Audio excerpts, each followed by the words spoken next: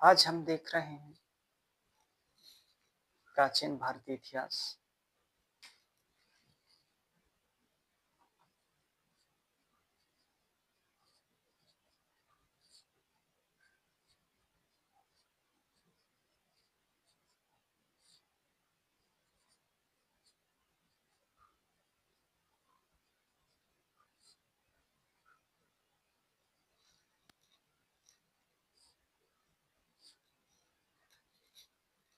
प्राचीन भारतीय इतिहास में हम लोग देख चुके हैं।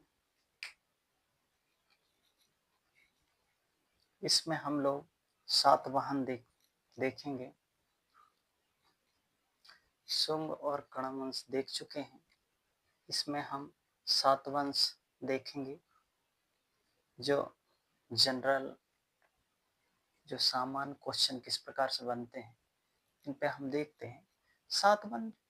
सातवाहन वंश जो है अच्छा सशक्त वंश रहा है। इसके जो संस्थापक रहे वो सिमुख रहे, ये ध्यान रखना। तो सातवाहन जो वंश के संस्थापक कौन थे?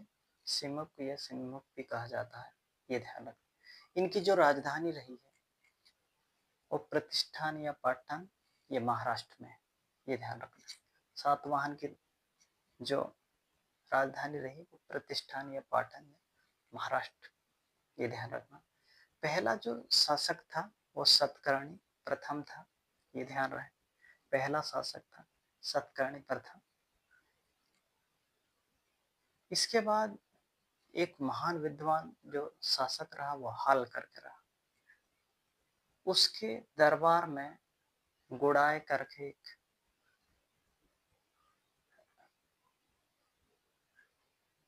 लेखक रहता था या कवि, ये ध्यान रखें।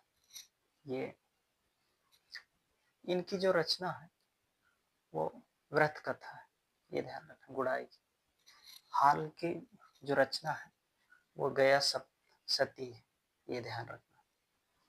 इसके जो महान शासक थे वो गौतमी पुत्र सतकर्णी थे, ये ध्यान रखना। इसमें कहा जाता है कि जो सातवाहन वंश है इन्होंने माताओं को प्रथम मतलब सम्मान दिया था, या पुरुष और महिला में बराबर का सम्मान रहा होगा, इसलिए वो गौतमी पहले लगाया जाता था। ऐसा मतलब माँ का जो सरनेम है या माँ का नाम है वो पहले लगाया जाता था। तो मात्रात्मक जो परिवार है वो मात्रात्मक सत्तात्मक कहा जा सकता है, ये ध्यान रखना है। तो महान शासक था गौतम पुत्र सतकर्णी, ये ध्यान रखना है। अंतिम शासक था यज्ञ श्री सतकर्णी। ये शासन कम से कम नहीं, जो सातवाहन वंश 300 वर्ष तक इन्हें शासन किया, ये ध्यान रखना। क्षेत्र निर्माण, बौद्ध स्तूप जो है क्षेत्र, इनके बहुत सारे निर्माण करवाए। कार्ले का चैत्य ये महाराष्ट्र में है। ये स्थापत्य कला का ये बहुत अच्छा उदाहरण है, वह ये ध्यान रखना है। तो इस प्रकार से आप लोगों ने भारतीय जो प्राचीन इतिहास है उसमें सातवाहन वंश के जो संस्थापक है वो सिमुकदेव की राजधानी प्रतिष्ठान या पाटन महाराष्ट्र में। पहला जो शासक रहा वो सतकर्णी प्रथम था।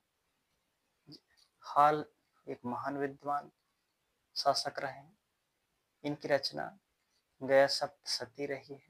गुड़ाय दरबार कवि रहे। ये व्रत कथा लिखा है इन्होंने, ये ध्यान रखना है। महान शासक गौतम पुत्र सतकर्णी ये रहे।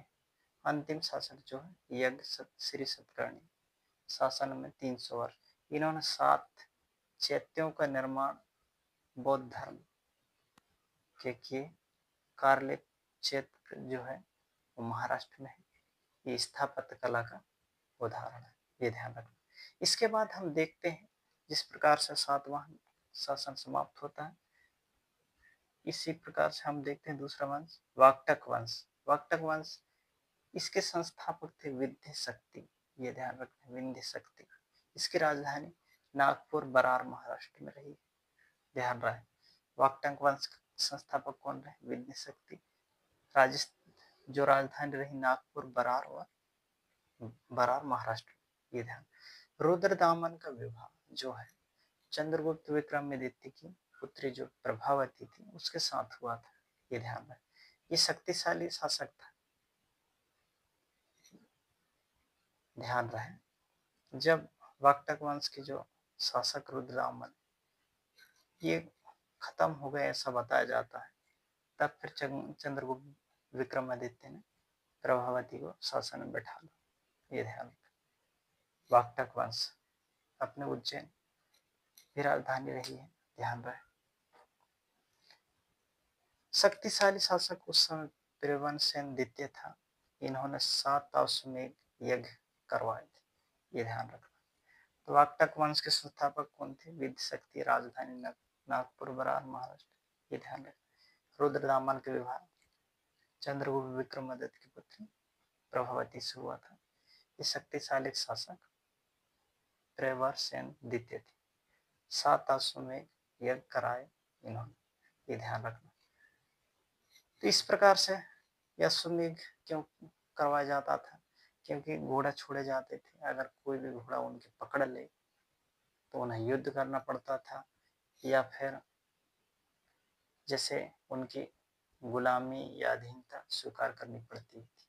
अगर जिस भी गांव या जिस भी इलाके में घोड़े चले गए, ये होता था अश्वमेध यज्ञ। ध्यान रखें। इस प्रकार से हम लोगों ने सातवाहन वंश और वाकटक वंश देखे।